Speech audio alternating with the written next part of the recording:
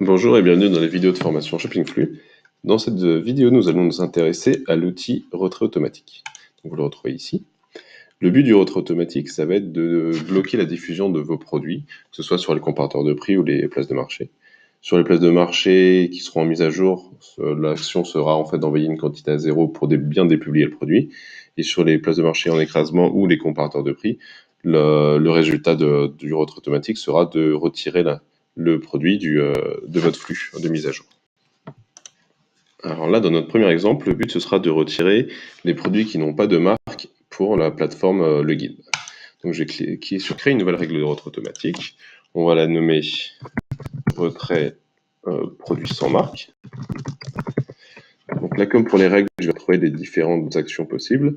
Il y en aura une de moins qui sera le résultat en fait, parce que le résultat sera toujours le même, c'est-à-dire le blocage de la diffusion du produit. Donc ici, je ne vais pas mettre de condition de date, je veux qu'elle s'applique tout le temps.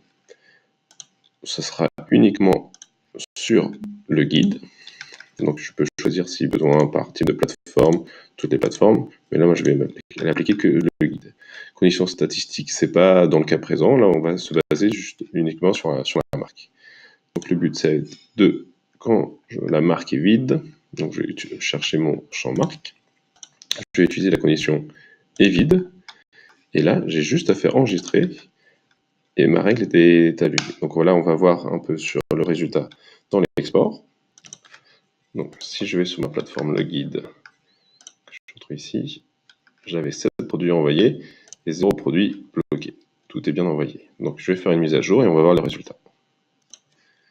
Donc j'ai cliqué sur mettre à jour et maintenant je vais voir le résultat en actualisant. Alors, j'ai toujours 7 produits sélectionnés, 5 produits envoyés et 2 produits qui sont concernés par ma règle de retrait automatique. Donc c'était bien le résultat souhaité, c'est-à-dire que dans le flux, si je vais regarder le flux à présent, en l'ouvrant ici, en fait, alors je ne vais pas vous le montrer, mais les 2 produits qui sont dépubliés, en fait, ont été retirés de l'export. Donc ça permet de ne plus les publier parce que c'est des informations manquantes ou le fait que ces produits peuvent ne pas être rentables, ce type de stratégie.